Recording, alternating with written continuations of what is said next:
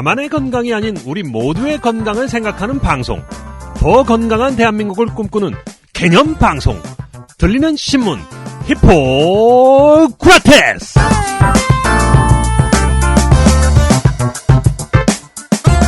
안녕하세요. 청년의사신문 편집주간 박쌤 박재영입니다. 오늘 저의 짝꿍인 김변 김선욱 변호사가 자리를 비웠습니다. 그래서 방송을 한 주 쉬려고 했는데 성실한 송수연 PD가 안 된다고 오늘도 방송을 합니다. 저 혼자 진행하려니까 뭔가 허전해서요. 오늘 객원 MC를 모셨습니다. 희구라에 종종 출연했던 분이죠. 희구라 자매방송 나는 의사다의 MC 양광모 청년의사신문 편집국장 나와 있습니다. 네, 안녕하세요. 양광모입니다. 김변 대신에 땜빵으로 나왔는데 사실은 땜빵 MC라고 하기도 좀 그래요. 제가 희구라 시즌 1, 2의 그 메인 MC였거든요. 원래 이 자리가 제 자리였어요. 청취자들은 다 잊었습니다. 그걸. 아니, 잊지 않았을 거라고 믿습니다. 예. 자, 김변 없다고 바로 지금 김변 자리를 노리는 건가요? 네. 김변이 오늘 지금 현재 카자흐스탄으로 출장을 갔습니다. 카자흐스탄. 네. 영업 비밀이라서 자세한 말씀은 못 드리지만, 우리나라 의료기관의 해외 진출과 관련해가지고 뭔가 법률적인 어떤 여러 가지 것들을 업무를 좀 진행하기 위해서 출장 갔습니다. 그러면서 걱정을 많이 하더라고요. 원래 대한민국이 좀 그렇지 않습니까? 있던 사람이 한 명 자리를 비우면 남은 사람들이 뒷담화를 좀 하지요. 네, 그래서 오늘 저희가 좀 김변에 대해서 좀 씹어볼까 이런 생각을 했는데 오늘 아침에도 문자가 왔어요. 카자흐스탄에서. 뭐라고 왔나요? 모니터 할 거다. 나 없다고 이상한 소리 하면 큰일 난다. 아니 근데 우리가 뒷담화한 것도 아닌데요.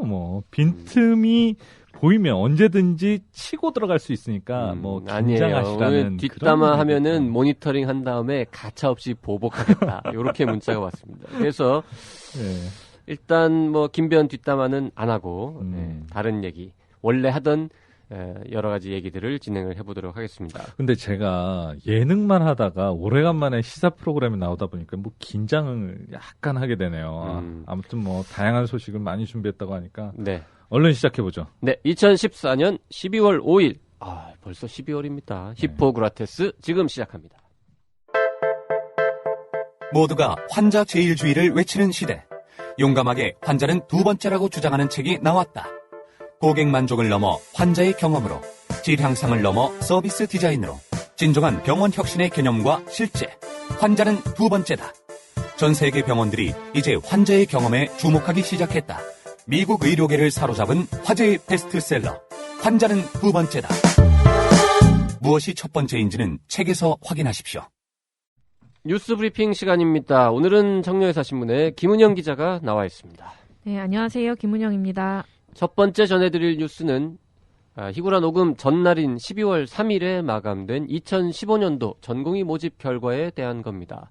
청년의사신문에서 주요 대학병원 50곳의 전공의 지원 현황을 일일이 수공업적으로 다 조사를 했죠? 전화 돌리느라고 고생했다면서요? 네, 그 전국 수련병원 265곳 가운데 상급종합병원 42곳을 포함한 그 주요 대학병원 50곳에 2015년도 전공의 모집 결과를 조사했는데요. 그 결과 수도권 대학병원들은 대부분 전공의 정원을 채웠지만 지방 대학병원들은 미달이 속출했습니다. 올해도 여지없이 수도권 쏠림 현상이 드러난 건데요. 특히 전공의들은 수도권 내에서도 서울대병원, 서울아산병원, 삼성서울병원, 세브란스병원, 가톨릭 중앙의료원으로 몰려 빅5 병원의 인기를 이번에도 실감할 수 있었습니다. 네.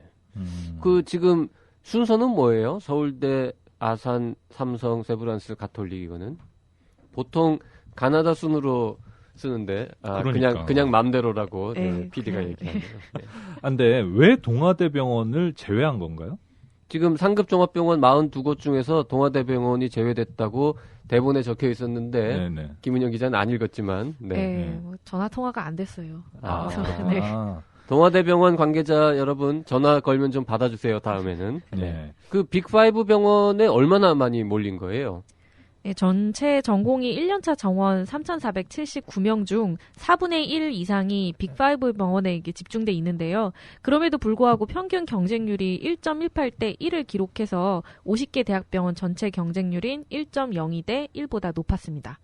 반면 지방 대학병원들은 총 870명 모집에 760명만이 지원해 경쟁률 0.87대 1로 미달을 면치 못했습니다. 네. 원래 전체 전공의 TO 중에 4분의 1이 빅5에 있군요. 그러니까요.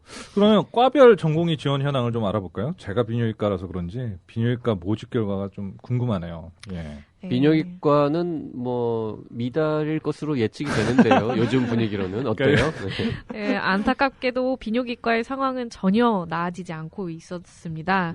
전체 정원의 30% 정도밖에 못 채우고 있는 상황이었습니다. 아, 그래요? 30%를 채웠다고요? 그래도 30% 찼네. 0.3대 1.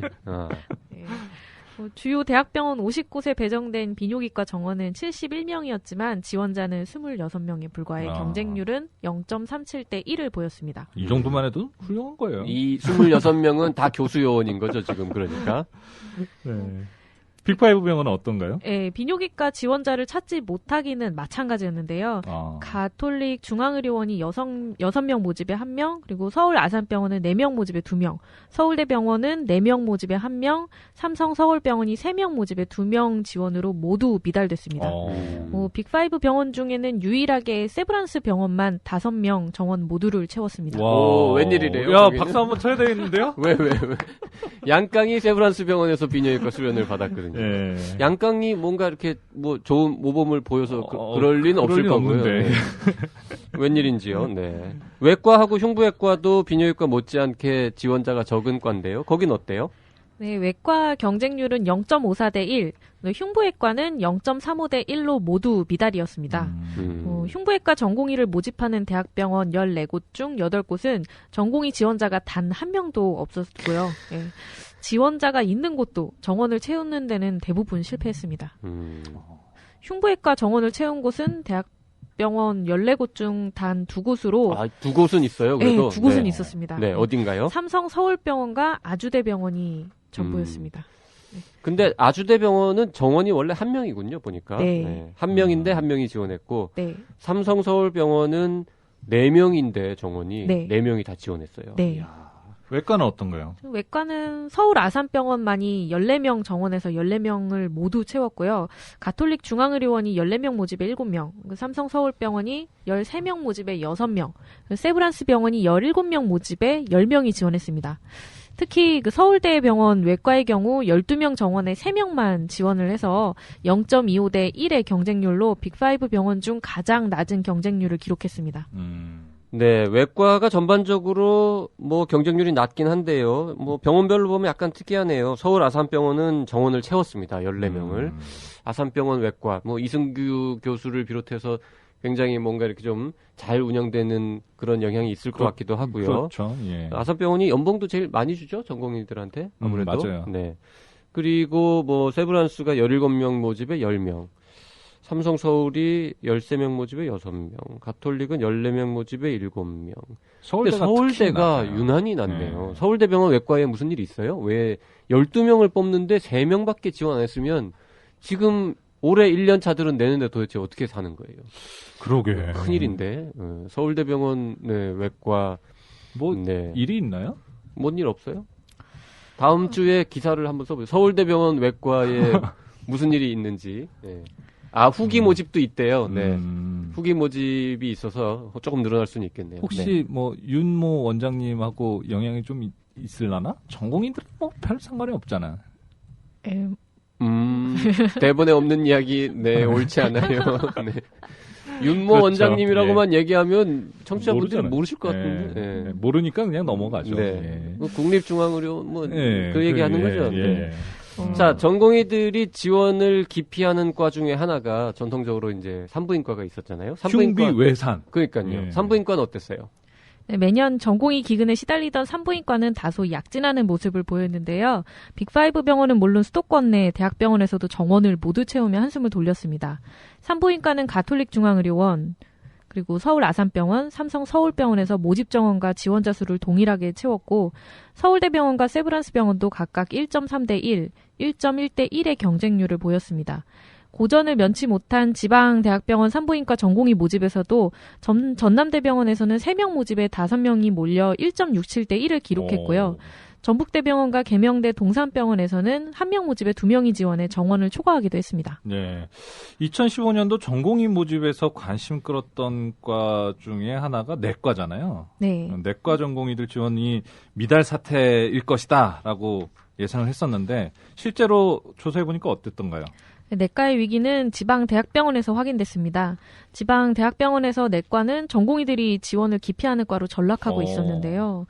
그 내과 전공의들을 뽑는 47개 대학병원의 전체 내과 경쟁률도 0.96대 1로 미달이었습니다. 이야, 드디어 이제 미달이 됐군요. 기다렸다는 것처럼. 네, 아니, 지금 몇 주 전에 저희가 전해드렸는데, 최근 한 10년간 내과 경쟁률이 한 10년 전에는 1.6대 1? 뭐 굉장히 높았어요. 근데 그게 조금 야금야금 쭉 떨어져가지고 작년에 1.07대 1이든가 뭐 1.06대 1, 거의 1대 1에 근접을 하면서 네. 이게 이제 곧 1 밑으로 떨어질 것 같은 이 곡선이 이렇게 쭉 내려오고 있었거든요. 그래프가.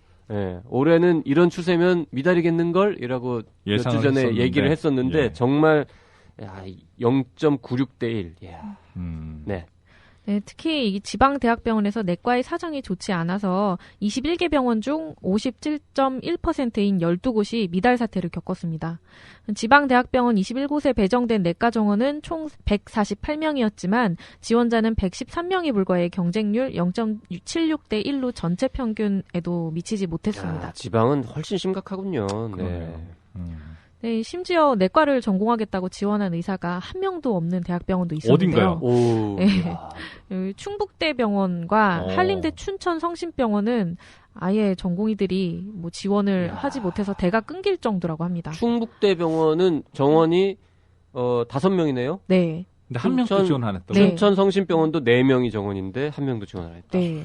여기 다 아는 사람들 있는. 아니 충북대병원이 어쨌든 국립대예요. 충북에서 제일 큰 병원이고 국립대학교 병원인데 내과 레지던트 지원자가 한 명도 없다. 야, 그리고 참 한림대 춘천성심병원도 춘천에서 제일 큰 병원인가? 그럼요. 거기 저기도 있잖아요. 저 강원대 병원도 있어서 제일 큰지는 모르겠지만. 예. 근데 그러네요. 한 명도 없다고요. 네. 여기도 어땠나? 이 병원에 내과 이제 2년차 올라간 친구들도 큰일인데요. 이러면 그러게. 그쵸. 당직 어떻게 해요? 그리고 근데 같은 충청도인데 충북대는 5명 모집에 0명 지원인데 충남대는 10명 모집에 10명 지원했네요. 이것도 이거는 참 뭔가 특이하네요. 예. 이거 재밌는 얘기다. 여기 내과 교수들이 문제 있는 거 아니에요? 그러면 충북대? 조심하세요. 충북대 내과 교수님들도 듣고 계세요. 왜 이러십니까? 지금 근거 없는 얘기는 예. 하지 마시고. 예. 네. 수도권은 어땠나요? 지방대학병원 내과는 이번 전공의 모집에서 고전을 면치 못했지만 수도권은 사정이 달랐습니다. 수도권에 있는 대학병원 26곳 중 내과가 전공의 지원 미달 사태를 겪은 대학병원은 5곳 뿐이었습니다. 하지만 빅5 병원 중 한 곳인 서울성모병원이 속해 있는 가톨릭 중앙의료원도 내과 전공의 지원 미달 사태를 겪었습니다. 그러나 빅4 병원의 경쟁률은 전체 평균보다 월등히 높아 1.37대 1을 기록했습니다. 높네. 네. 빅4 병원에 배정된 내과 전공의 정원은 총 101명이었지만 지원자는 138명이나 됐습니다. 이야, 네. 네. 빅4 병원 중 내과 경쟁률이 가장 높은 곳은 서울 아산병원으로 정원은 25명이었지만 지원자는 40명이나 몰려 1.6대 1의 경쟁률을 기록했고요. 서울 아산병원 내과 경쟁률은 주요 대학병원 50곳 중에서도 가장 높았습니다. 다음은 서울대병원으로 1.38대 1의 경쟁률을 보였고 삼성서울병원은 1.32대 1, 세브란스병원은 1.18대 1의 경쟁률을 기록했습니다. 빅4 병원 외 수도권 내 다른 대학병원들은 정원을 겨우 채우는 수준에서 모집을 마감했습니다. 네, 이렇게 전통적인 비인기과들은 올해도 전공의 모집에 상당히 이제 난항을 겪고 있었고요. 그리고 내과, 전통의 내과도 거의 이제 많은 곳에서 미달이 됐는데, 그럼 도대체 그 많은 지원자들은 무슨 과에 지원을 한 거죠? 역시 우리가 알고 있는 그 정재영, 피한성 뭐 거긴가요? 네, 피부과, 그렇습니다. 안과, 성형외과. 네. 피한성으로 불리는 피부과, 안과, 성형외과와 정재영으로 불리는 정신건강의학과, 재활의학과, 영상의학과는 높은 경쟁률을 보여 양극화 현상이 도드라졌는데요. 특히 성형외과와 피부과의 인기가 두드러졌습니다. 성형외과 모집에 나선 38곳 대학병원에서 63명을 모집한 결과 95명이 지원해 1.51대 1의 경쟁률을 기록했습니다. 성형외과 인기가 가장 높았던 곳은 고대 안산병원으로 1명 모집에 4명이 몰렸으며 빅5 병원에서는 가톨릭 중앙의료원이 7명 모집에 16명이 몰려 2.29대 1을 기록했습니다. 올해는 마취통증의학과의 약진도 눈에 띄었는데요. 마취통증의학과는 대학병원 46곳 중에 165명을 모집한 결과 184명이 지원해 1.12대 1의 경쟁률을 기록했습니다. 야. 1.12대 1인데 뭐 약진까지 뭐 근데 이게 예전 같았으면 전보다 좀 많이 왔다는 네. 거죠. 예. 네. 예전 같았으면 좀 더 낮았는데 이게 통증 붙고 나서는 조금 올라가는 것 같아요. 제 그러니까요. 생각에는. 어쨌든 건강보험 진료를 하는 과들의 전공의 지원은 약간 기피하는 경향을 보이고 있고 비급여 진료 항목이 많은 과들은 약간 몰리는 그런 현상을 보이고 있다. 야, 이거는 젊은 의사들을 탓할 문제가 아닙니다. 예. 지금 정부 정책이 정말 꼭 필요한 필수 의료를 제공하는 그리고 밤에 막 응급 환자 봐야 되고 피 봐야 되고 고생하는 의사들을 푸대접하다 보니까 이런 일이 저 같아도 다시 지원할 뭐 그런 시절로 돌아간다면 피한성 정재영 하고 싶어요, 솔직히. 예. 그래요. 양강 비뇨기과 했던 사람으로서 다시 한 몇 년 전이죠? 십몇 년 전으로 돌아간다면 저는 무조건 그래도 비뇨기과 비뇨기과 할 겁니다. 네. 아닌 것 같은데. 그 왜 마이크 꺼져 있을 때는 뭐 후회한다 그러고 그랬었잖아요, 전에. 자, 넘어가고. 예. 예. 자, 다른 소식으로 이제 넘어갈까요? 네. 이번 소식도 전공의와 관련이 된 건데요. 이미 많은 분들이 알고 계실 거라고 생각합니다. 인천에 있는 모 대학병원 성형외과 1년차 전공의가 술을 마신 상태에서 봉합 수술을 해서 논란이 일고 있죠. 어떻게 된 일인지 일단 간단히 설명을 좀 해주시죠. 네, 지난 11월 28일 오후 11시경 인천시 남동구의 한 대학병원 응급실에서 성형외과 전공의 1년차가 술을 마시고 응급 환자인 3세 남자아이의 찢어진 턱 부위를 봉합수술을 했는데요. 수술 장갑도 끼지 않은 채 3바늘 정도 꿰맸다고 합니다. 전공의가 이상하다고 느낀 아이의 부모가 경찰을 불러 음주 측정을 하는 일까지 벌어졌는데요. 결국 이 일로 이 전공의는 파면됐습니다. 해당 병원은 전공의를 파면 조치한 것에 이어서 추가 징계위를 열어 응급센터 소장, 성형외과 주임 교수, 간호팀장 등 관련자 10명을 보직 해임했습니다. 네, 바로 보건복지부도 의료인의 비도덕적 진료 행위로 품위가 손상된 경우 1년 이내에 그 자격정지 처분을 내릴 수 있다면서 이번 행위는 이 조항에 해당해 면허정지 처분을 검토하고 있다고 했습니다. 인천시 남동구에는 대학병원이 하나밖에 없죠. 길병원. 네. 킬병원. 네. 킬병원. 예. 길병원, G로 씁니다. 거기는. 근데 댓글에는 네. 항상 이제 그 풍자하기 위해서 네. 킬병원 거기 가면은 사람이 이런 식으로 당한다 이래가지고 킬병원이라고 그런 댓글이 있다는 있어요. 거죠. 예. 네. 있어요 포털 댓글에. 네. 근데 자 이게 정말 어처구니가 없는 일이에요. 전공의가 이게 지금 그냥 한 잔 먹어서 뭐 약간 냄새가 나는 수준이 아니니까 오죽했으면은 부모가 경찰을 불러가지고 음주 측정을 이게 좀 뭔가 좀 다 이상해. 뭔가 이상해. 저도 이거 처음엔 뉴스를 보고 뭔가 좀 미치기 전에야 어떻게 이런 일이 이런 이제 황당한 기분이 들었는데 네 이게 전공이 원래 근무한 시간도 아니었대요. 제가 듣기로는. 네, 1년 차가 전공이 그 당직도 아닌데 왜 응급실에 나타난 걸까요? 그날 사실 전공의 A씨가 일주일 중 유일하게 근무가 없던 오프였다고 합니다. 그래서 선배 전공의와 함께 저녁을 먹으면서 반주 겸 술을 마셨는데 그 술자리가 끝난 후 쉬기 위해 당직실로 갔다고 하는데요. 당시 당직실에서는 저녁을 라면으로 때우고 있는 전공이 2년차 선배가 있었고 그때 마침 응급실에서 콜이 왔다고 합니다. 그래서 그 전화를 1년차인 A씨가 받았고 직접 해결해야겠다고 판단하고 응급실로 내려가 봉합수술을 하게 됐다고 합니다. 자, 병원에서 일해보신 분들은 뭐 다 이해하시겠습니다만은 자, 일주일에 하루 오프예요. 지금 1년차가. 나가서 술을 먹고 집에 보통 이제 가도 되는데 우리 뭐 흔히 오프에도 집에 가는 시간 오는 시간도 아깝기 때문에 그럼요. 병원에서 흔히 잡니다. 그래서 이제 병원으로 다시 돌아왔는데 그때 1년차 대신 당직을 서던 2년차가 있었고 그 2년차는 라면을 먹고 있었다. 그때 전화가 왔다. 근데 1년차가 전화를 받고 자기가 본인이- 커버할 수 있다라고 본인이 생각한 거지. 해결해야겠다라고 판단하고 내려갔다. 인지 아니면 모릅니다만은 다른 뭐 윗년차가 네가 가서 해결하고 와라라고 시켰는지 이건 모릅니다. 하지만 어쨌든 술을 그 정도로 이 보호자가 보고 경찰을 부를 정도로였다는 건 좀 많이 마셨을 것 같은데 많이 마셨던 예. 것 그런 같죠. 상황에서 네. 응급실로 내려갔다는 거 정말 이해가 안 갑니다. 그리고 심지어는 이 친구가 네. 가을턴이라는 얘기도 있어요. 네. 네, 그리고 뭐 보도에는. 다른 의과대학 출신이라서 네. 뭔가 좀 이렇게 잘 보이려고 과잉 오버를 했다라는. 오버해서 열심히 네. 일한 거 아니냐 뭐 이런 얘기도 있는데 그건 뭐 소문이고요. 네. 네. 근데 그래서 지금 이런 맥락 속에서 그리고 그 얘기도 있잖아요. 참 실제로는 당직표 상으로는 오프이지만 우리 전에 이중 당직표 뭐 이중 장부 이거 얘기했던 것처럼 장부가 2개 있어서 공식적인 스케줄표에는 오프이지만 실제로는 당직이었던 거 아니냐 뭐 이런 얘기도 있는데 그건 네. 확인이 아직 안 됐. 네, 그거는 그죠? 확인이 안 됐고요. 그랬을 수도 있다. 뭐 의료계 뭐 관행상 뭐 암묵적으로 그랬을 수도 있다라는 얘기는 있습니다. 어쨌든 구조적인 문제가 좀 있다라는 거죠. 이 전공의가 잘못한 건 확실한데 단순히 이 전공이 개인의 문제라기보다는 뭔가 조금 복잡한 사연들이 있지 않느냐라는 얘기가 자꾸 나오고 있는 거죠. 그래서 의료계 내에서는 이 전공의에 대한 파면 조치나 면허 정지 검토 등 이런 처분이 너무 과하다는 말도 나오고 있습니다.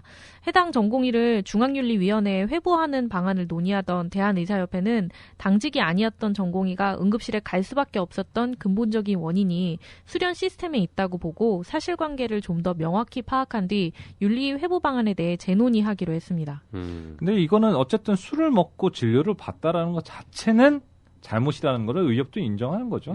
그랬는데 중앙윤리위원회 회부를 일단 보류했다 이렇게 보는 게 맞을 것 같아요. 네, 혹시 누가 이렇게 뭐 시켰다든지 이 사람이 이런 일을 할 수밖에 없는 구조적인 문제가 있으면 이 1년 차만 처벌하는 건 좀 약간 불합리하지 않느냐라는 판단을 의사협회에서 하고 있다는 거죠. 네. 그리고 뭐 전의총에서는 이 1년 차한테 다 뒤집어 씌우는 거는 옳지 않다 뭐 이런 성명도 발표했던데. 근데 이미 사실은 할 수 있는 조치를 병원에서는 다 했다라고도 볼 수 있을 것 같아요. 그게 무슨 말이에요? 왜냐하면 응급실 센터장도 이번에 보직 해임됐죠. 간호부장도 해임됐죠. 성형외과 과장도 해임됐죠. 뭐 이런 식의 주변을 다 정리를 하더라고요. 굉장히 빨랐어요. 제가 생각했을 때는.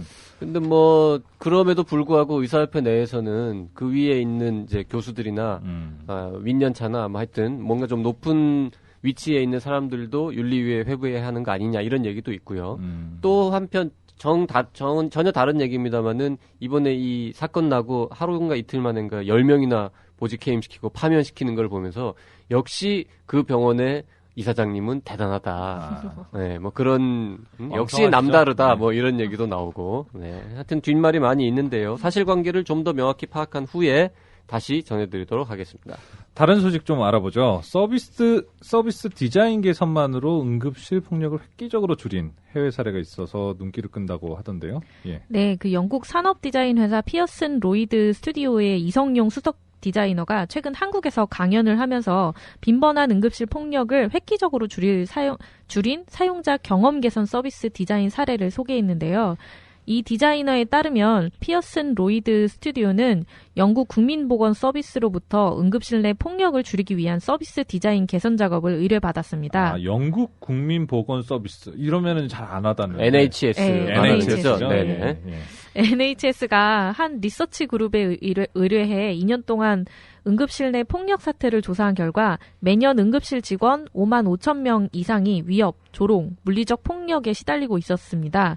이는 전체 응급실 근무 인원의 10%에 가까운 수치이고요.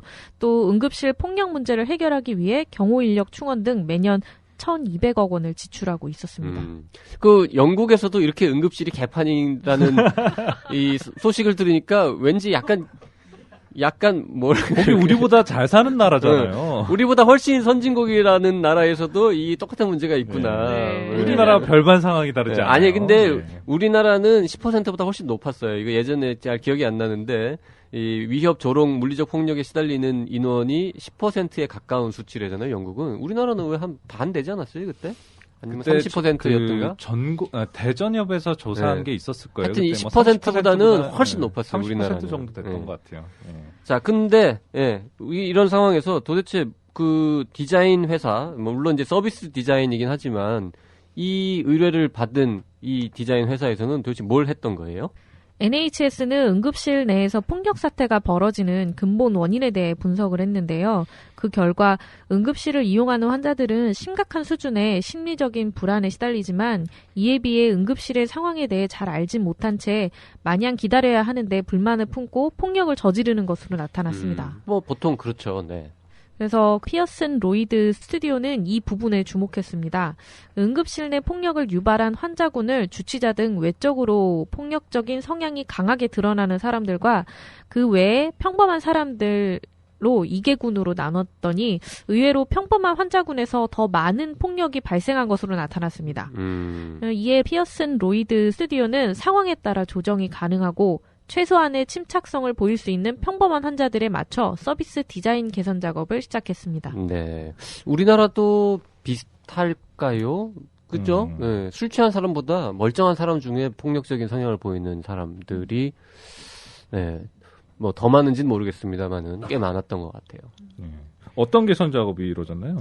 개선 작업은 의외로 소소했는데요. 피어슨 로이드 스튜디오는 응급실 내 각 프로세스를 접수, 평가, 치료, 결과 등 4개로 나눠 환자들이 자신이 현재 응급실 내 각 프로세스 중 어디에 속해 있는지, 그리고 응급실 내 상황이 얼마나 긴박하게 돌아가고 있는지 등을 충분히 숙지할 수 있도록 하는 툴을 고안했습니다.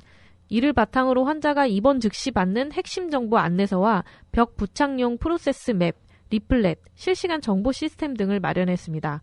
또 단순하고 명확한 아이콘으로 각 과정을 표현했고 눈에 잘 띄도록 병원에서 잘 쓰이지 않는 색상들을 과감히 사용했으며 글자 크기를 키워 가독성을 높였습니다.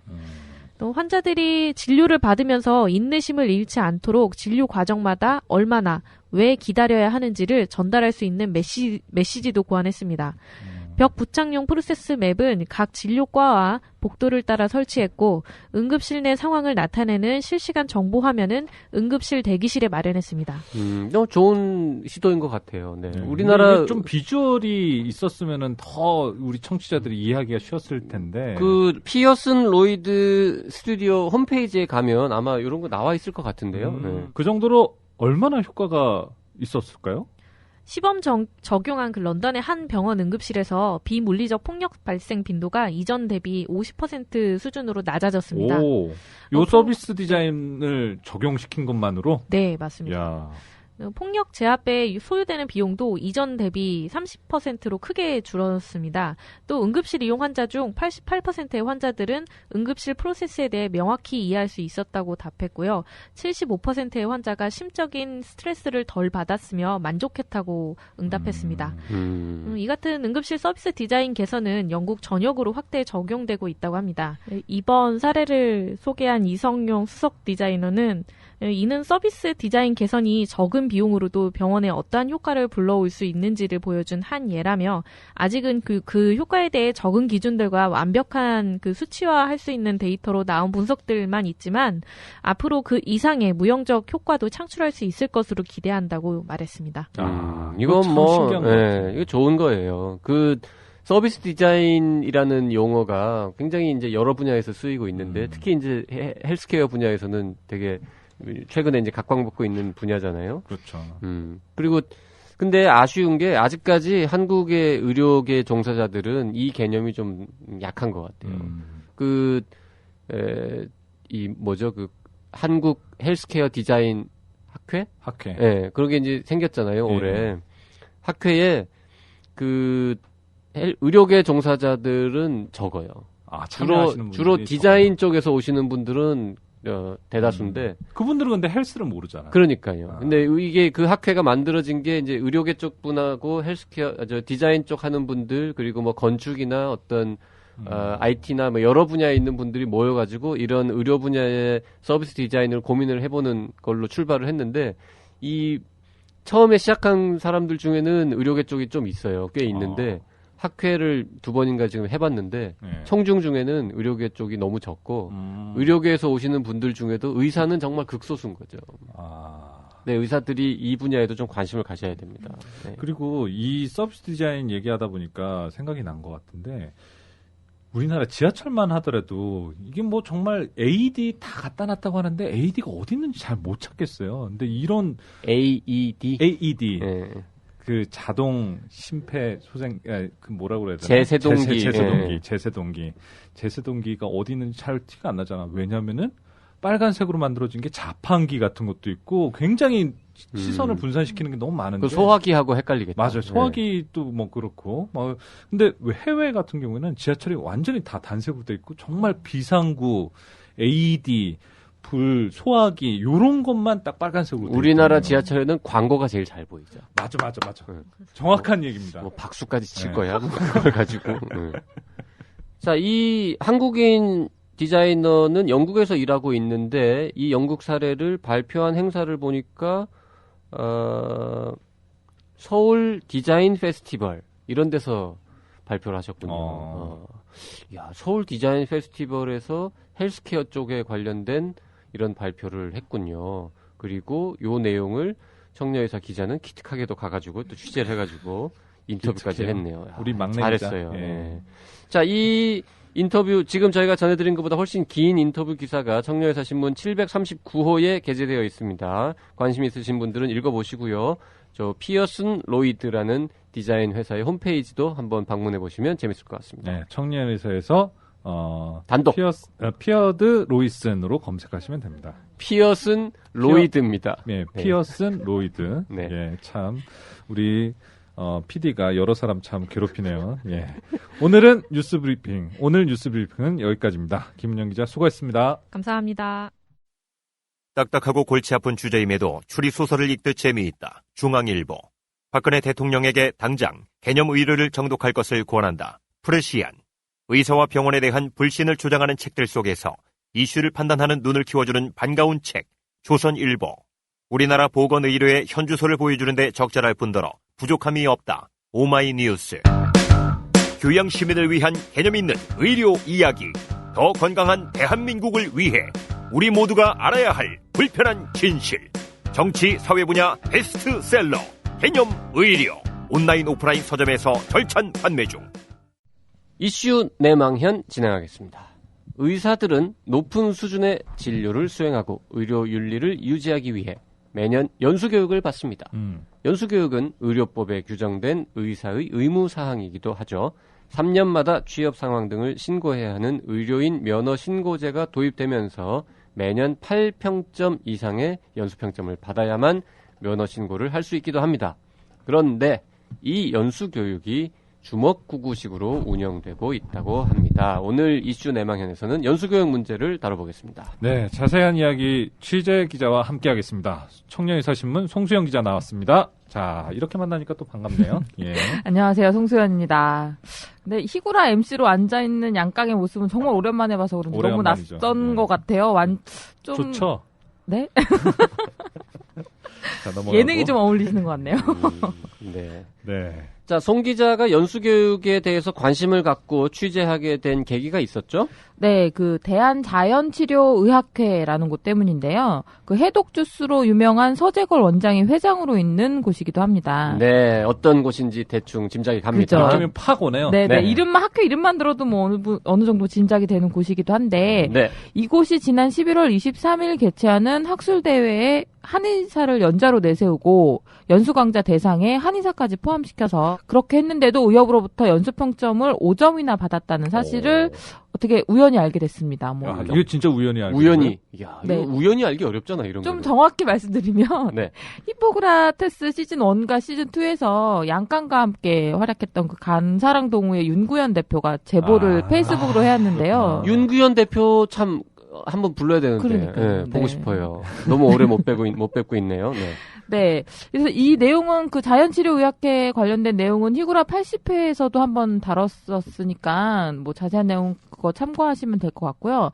그 당시에 그 자연치료의학회 학술대회에서 다룬 내용들이 좀 과학적이고 의학적으로 검증되지 않았는데도 불구하고 의협이 연수평점을 줬다는 그런 비판이 나오기도 했습니다. 뭐 어쨌든 그 자연치료의학회를 취재하는 과정에서 연수평점이 나가는 게 좀 이상하다라는 생각을 하게 됐고 좀 더 알아보니까 이와 같은 사례들이 빈번하다는 걸 알게 됐습니다. 원래 뭔가 문제가 하나 발견되면 여러 개 있으니까 그 중에 하나가 발견되는 거죠. 그러니까요. 네. 연수평점을 신청할 수 없는 기관이 연수교육기관 뒤에 숨어가지고 이제 평점을 대리 신청하는 사례가 빈번하게 있다라는 네, 거잖아요. 맞습니다. 예, 그 얘기 좀 해주시죠.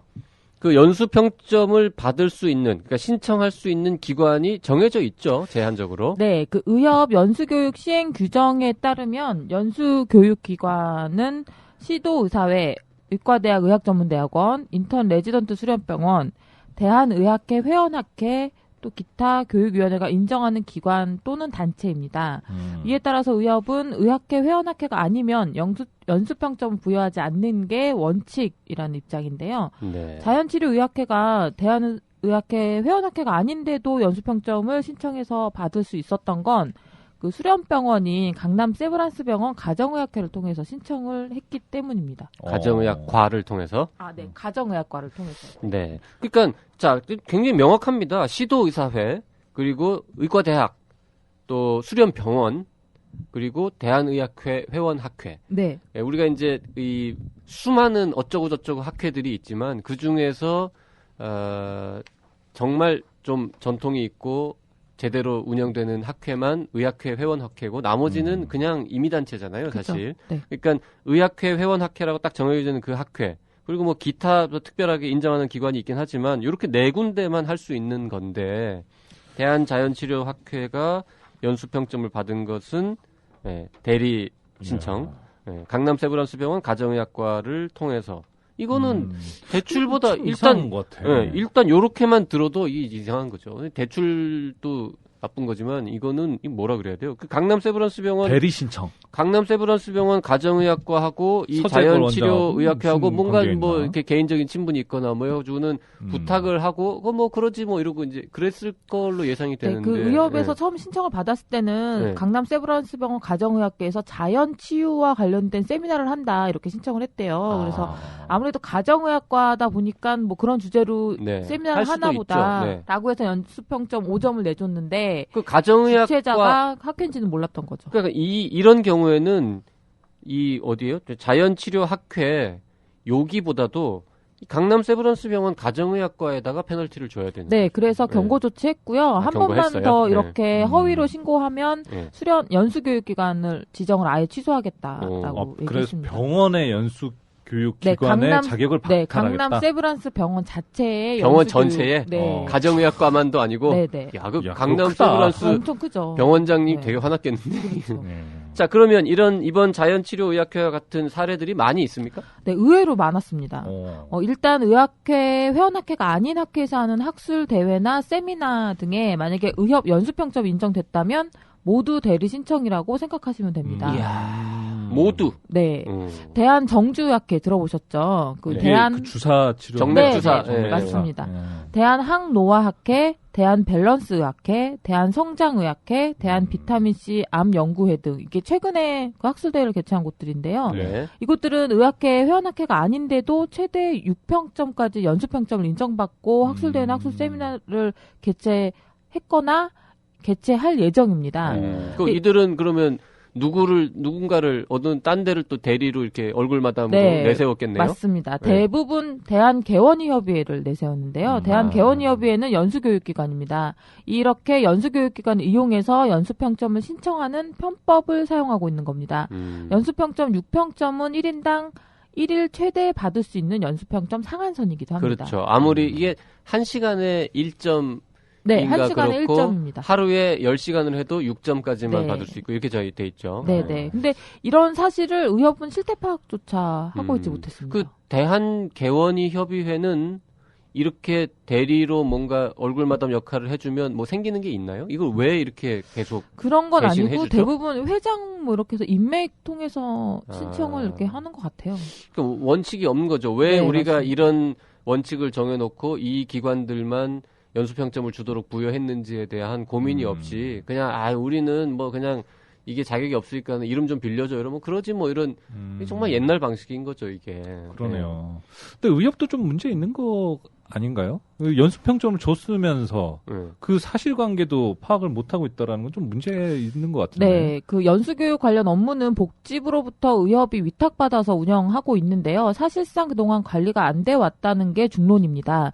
연수교육기관이 아닌 기관도 연수평점을 받고 학술대회 등을 개최하는 것은 물론 친목 모임에도 연수평점을 신청하는 일이 비일비재하다고 하는데 심지어는 골프 모임에다가 네, 모임에도. 맞습니다. 진짜? 골프 골프 모임에다가도 이런 연수평점을 그 골프장 신청하는 흔히 데도 골프장에 있대요. 세미나실도 같이 있잖아요. 네. 그러니까 세미나실에서 뭐 1시간, 2시간 정도 뭘 한다 이렇게 네. 신청을 뭐 구사회나 이렇게 네. 통해서 했는데 실상 보면 그냥 뭐 골프 치는 모임인 그건 골프 거죠. 연수지 이게 의협 연수 평점이 아니잖아요. 그렇죠. 이런 식이면은 뭐 그냥 청년회사에서 우리 아는 우리 필진들 다 모으고 해가지고는 송년회 하는데 어디 하나 뭐 우리 아는 학회 병원 연락해가지고는 이름 빌려서 신청해서 그러면은 현재는 송년회도 괜찮습니다. 하고 연수평점도 딸 수 있는 거네요. 네, 난왜 보고서만 그걸 내면 몰랐을까? 되니까. 저도 이렇게 이루어지고 있는지 이번 처음 알았어요.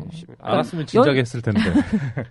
그러니까 연수교육 관리하는 체제 자체가 예. 부재하기 때문에 이런 일이 계속 발생하는 건데요. 그 연수 교육을 할 수 있는 아까 기관 제한적이라고 했는데 그 개수가 몇 개나 되는 거예요? 네, 그 연수교육기관이 2001년에는 283개였는데 2013년엔 322개로 급증했습니다. 그 각 기관에서 실시하는 연수교육도 연간 4,510건에 이르고 있는데요. 4,500건. 네. 꽤 많네요. 그렇죠. 그러니까 전국의 의사들이 다 토요일, 일요일 뭐 이럴 그렇죠. 때 이제 공부하는 모임이 있으니까 그러니까. 이게 많은 거는 원래 좋은 거예요. 많은 다 건 좋은 거예요. 정상적으로 모여서 열심히 공부하시는 건 좋은 예. 건데 근데 의협이 왜 이걸 관리 못했느냐는 4,500개 거지. 중에서 이런 좀 이상한 예. 비정상적인 골프장에서 모임한다든지 이러면 좀 의심을 이런 해봐야 게 되는 거 아니에요? 얼마나 되는 이게 보면 의협 사정도 좀 네. 딱하다 그래야 되나요? 어떻게 그 딱해요? 예. 의협은 관리할 수 있는 인력도 없고요. 네. 재정도 없고 뭐 체제는 물론 갖추지 못했고요. 지금까지 그 연수교육 관련 업무를 의협 학술이사 1명이랑 의협 직원 2명이 담당하고 있다고 합니다. 아, 그러니까 정도면 4,500건이 넘는 걸 이렇게 그러니까 학술이사 봐야 한 명은 대학 교수이실 그렇죠. 테고 네. 이게 뭐 풀타임으로 일하는 분이 아니니까 직원 실제로는 의사협회 직원 2명이서 연간 4,500건에 이르는 신청 서류를 받아서 도장만 찍어주는 그러니까 이런 실상 거죠. 그것만 해도 바쁜 상황인 거죠. 그럼 문제네요, 이게 문제인데요, 문제. 그러면? 자, 그러면 일단 이런 연수평점 신청하는 과정도 문제지만 취재 과정에서 또 이제 또 다른 문제가 발견이 됐는데 연수교육 그 자체도 대리 출석. 그러니까 주최 측에서는 대리 신청을 하고 듣는 분들은 가서 대리 출석을 하는 이런 현상들도 있다면서요. 네, 이거는 보건복지부도 파악을 하고 있었는데요. 보건복지부가 지난 2013년 12월에 발표한 한국의 의사상 설정 및 보수교육 실태평가 연구를 진행했습니다. 네. 고려의대 안덕선 교수가 책임 연구자료에서 진행하고 최종 보고서도 그때 발표된 건데요. 그 연구를 진행한 연구자들이 연수교육 현장 4곳을 방문해서 총 10개의 체크리스트 항목을 평가했는데 그 결과 이수증을 발급하지도 않고 출석 여부가 제대로 확인되지 않는 문제점이 드러났습니다. 네. 한 학교에서는 그 학술 대회에서 신분증으로 출석 여부는 확인을 하고 있었지만 다른 사람의 신분증을 가져와서 대리 출석을 하는 현장이 그 연구진에 의해서 목격되기도 했습니다. 그러니까 이 연구자들이 현장 네 곳을 불시에 방문해서 그렇죠. 그냥 이렇게 네. 본 거군요. 네. 또 단 4곳만 방문했는데 이런 일이 벌어진 거 보면 네. 그리고 또 그 사전 등록자들의 명단에 서명하는 형식으로 참석자를 확인하기 때문에 이거 같은 경우는 대리 출석 여부를 거의 뭐 파악할 수 없는 대부분 거죠. 이런 식으로 네, 돼요. 맞습니다. 네. 대부분 사전 이렇게 등록자들 진행하고 가서 이름 얘기하면 그 옆에다가 사인하세요. 사인하고 명찰 주고 네, 네, 이렇게 그렇게 하잖아요. 진행되죠. 네. 네. 그리고 아예 신청자와 참석자 일치 여부를 확인하지 않는 곳도 있었습니다. 또 연수교육이 예정보다 일찍 끝나는 곳도 있었는데요. 구 의사회에서 진행된 2개의 연수교육은 모두 3시간 교육으로 3평점을 인정받았는데 실제 교육 시간은 각각 1시간 30분, 2시간 10분으로 계획보다 일찍 끝났습니다. 연구자들은 의협에서 연수교육 프로그램에 대해 현장 방문 및 실사를 수시로 하고 위반 사례 적발 시 의협 규정대로 처리할 필요가 있다 이렇게 지적했습니다. 네, 50분 수업하고 10분 쉬는 거는 뭐 우리가 인정이 허용이 되니까 네. 3시간인데 실제 교육 시간은 만약에 2시간 반이었다. 그럼 우리가 이해를 하겠는데 1시간 반이었다. 이건 좀 이상하잖아요. 절반만 하고 만 거죠. 근데 이게 좀 다른 것 같아요. 예를 들어서 진짜 공부를 가르치고 하는 학술 대회 이런 데는 참석하는 사람들이 대리 출석을 하는 거야. 응? 근데 의사들이 대리 출석을 하는 거야. 하지만 골프장에서 하는 그런 거 같은 경우는 나 대신에 골프 좀 쳐줘. 이렇게 할 수는 없는 거잖아요. 골프장 모임은 대리 출석은 없겠네요. 확실히. 후자가 더 좋은 건가요? 대리 출석 부분에 있어서는 그쪽이 더 좋은 건전한 걸로. 네. 그렇죠. 예. 자, 이런 위반 사례 적발하고 뭐 이렇게 되면은 뭐 어떻게 뭐 처벌이나 뭐 제재할 수 있는 뭐 규정 같은 건 없나요? 네, 있습니다. 아까도 잠깐 말씀드리긴 했는데 의협 연수교육 시행 규정에 따르면 그 연수교육기관 및 연수교육 프로그램 평가 결과 당초 교육 목적을 달성하지 못했거나 자체 의료진 중심의 형식적인 교육을 한 경우 또 그 연수교육에 관한 허위 보고를 한 경우 이런 게 적발이 되면 연수교육기관 지정 취소 또는 1년 이하의 연수교육 업무 정지 처분을 할 수 있습니다. 취소 처분을 받은 연수교육기관은 그 취소일로부터 2년간 재지정 신청을 할 수 없습니다. 의협이 사이버 연수교육이라는 것도 하잖아요. 네, 그건 맞아요. 어떤가요? 네. 사이버 연수교육도 부실하다는 지적이 있었던 것 같은데요, 옛날부터. 네, 이게 2011년부터 개설 운영하고 있는데요. 그 말씀하신 것처럼 부실하다는 비판 지적 끊이지 않고 있습니다. 자기네들이 하는 것도 부실해? 이것도 뭐 좀 보면요. 의협 KMA 교육센터에 등록돼 있는 사이버 연수교육 강좌는 12월 현재 34개입니다. 개설 첫 해인 2011년에는 16개 강좌로 출발을 했는데요. 2012년에는 11개 강좌가 더 개설됐지만 2012년엔 5개 강좌가 증가하는 데 그쳤고 올해에는 겨우 2개 강좌가 신설됐습니다. 그러니까 34개가 있다고 하지만 이게 다 누적된 거고 그렇죠. 2014년에 새로 생긴 거는 2개밖에 없다. 네, 2개밖에 없습니다. 이 사이버 연수교육에 대한 관심도도 많이 떨어져서요. 2011년에는 32,403명이 신청을 했고 그중에 한 83% 정도가 수료를 했는데요. 2012년에는 26,314명으로 줄었고 2013년에는 첫 해에 10분의 1 정도인 3,611명으로 완전히 급감했습니다. 네. 그 의협 측은 사이버 연수교육을 좀 활성화하려면 제작비를 들여서 강좌를 좀 개설하고 그래야 하는데 그럴 자금이 없다고 합니다. 그러니까 현실적인 문제가 좀 있는 거죠. 그래 이 그 사이버 연수교육은 한 강좌당 1평점을 인정하고 있고요. 회원 1인당 연간 최대 인정 평점은 5평점입니다. 근데 대신에 이 교육을 수강한 후에 총괄 평가에서 60점 이상을 받아야 평점을 받을 수 있습니다. 그리고 또 이게 온라인 교육이 문제가 많아요. 어떻게 보면 이렇게 부실하게 좀 관리하다 보면은 친구들 사이에서 이제 카톡으로 요번 정답은 몇 번이야 몇 번. 1번은 5번, 뭐 2번은 뭐 3번 이런 식으로 정답이 돌더라고. 참 이거 의협도 연수교육 질 관리가 굉장히 중요하다라는 거에 대해서는 뭐 공감하고 있을 것 같기는 합니다. 근데 최근에는 연수교육 평가단이라는 조직도 만들었다며요. 네, 말씀하신 것처럼 그 연수 평점이 연간 15,304평점이 나가고 있습니다. 근데 이거에 대한 관리는 그동안 좀 손을 놓고 있었던 게 사실인데요. 그래서 의협은 회장 직속 기구를 설립해서 연수 교육기관에 대한 정도 관리를 하기로 했습니다. 그 말씀하신 연수교육평가단이 그 역할을 하는 곳인데요. 오는 9일 정식 출범합니다.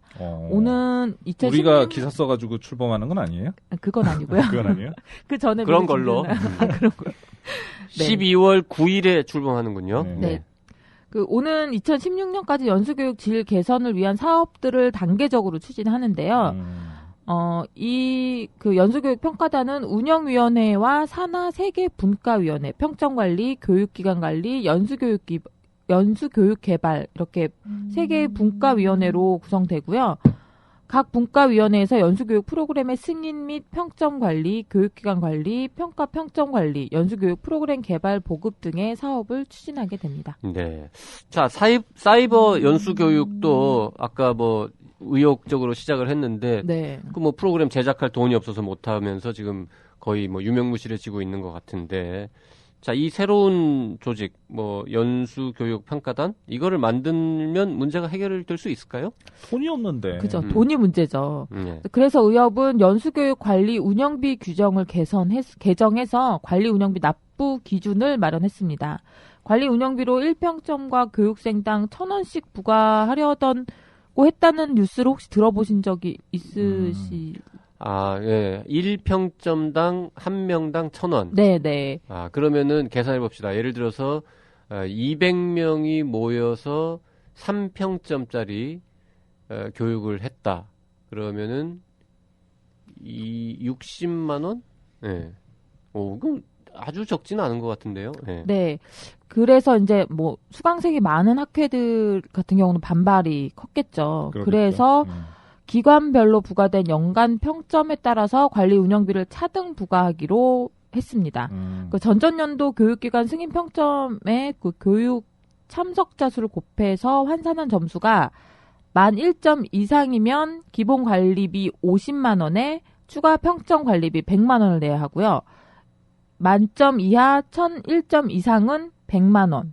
그러니까 기본 관리비 50만 원에 평점 관리비 50만 원. 그리고 1,000점 이하는 그냥 기본 관리비 50만 원만 내면 됩니다.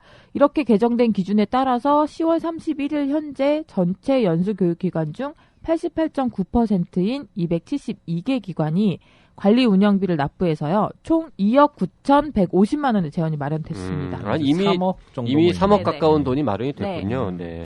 자, 이게 그러니까 큰 학회, 많은 사람들이 모이고 자주 하는 기관에서는 150만 원. 이게 1년에 이렇다는 거죠. 네네. 그리고 중간 규모는 100만 원, 작은 학회는 50만 원 정도를 객추를 해가지고 전체적인 어떤 연수교육의 품질 관리하는데 써보자 뭐 이런 거죠. 네. 취지는 좋은 것 같아요. 이게 네. 지금 이 연수교육 평가단이 출범한 이후에 그동안 좀 사실 좀 주먹구구식으로 운영되어 왔던 이 연수교육 이게 좀 뭔가 제대로 될 수 있는 계기가 마련이 되면 좋겠다는 생각을 하고요. 네, 인증제도 추후에는 추진할 계획이라고 나중에는 합니다. 네, 필요할 수 있을 것 같긴 합니다. 그리고 전 뭐 이 진료를 하지 않는 사람은 연수평점 의무 취득 의무가 네, 없기 없습니다. 때문에 저는 연수평점을 따지 않고 있는 사람으로서 드릴 말씀인지는 잘 모르겠습니다만은 1년에 8평점 8시간입니다. 1년에 8시간 정도는 의사로서의 어떤 전문성을 유지하는데 투자를 좀 하는 거. 이 정도는 좀 하고 우리가 뭔가 요구할 거는 요구하는 이런 태도를 좀 보여야 될 것 같은데요. 네. 예. 그게 면제라는 사실을 네. 저는 작년에 처음 알았어요. 음. 그 전까지는 그리고 평점을 계속 채워야 되는 줄 알았거든요. 저는 저희 같은 이제 양강도 그렇고 저도 그렇고 이 취재 목적으로 굉장히 많은 학회나 이런 데를 가잖아요. 그러니까요. 또. 실제로 연수평점을 만약에 따려고 마음을 먹으면 아마 딸 수는 있어요. 우리 한 50점도 넘게 딸걸요, 우리는. 기자는 등록비도 면제고 연수평점도 안 받고 그 연수평점을 따서 신고해야 될 의무도 없고 하기 때문에 뭐 기록상으로는 0점이지만 네. 연수평점 되게 우리는 많이 가는데. 자, 어쨌든 환자 보시는 분들 1년에 8점 요거는 좀 제대로 따는 이런 문화가 좀 형성이 됐으면 하는 바람을 가지면서 자, 오늘 이슈 내망현은 여기까지 하겠습니다. 송 기자 수고하셨습니다. 감사합니다.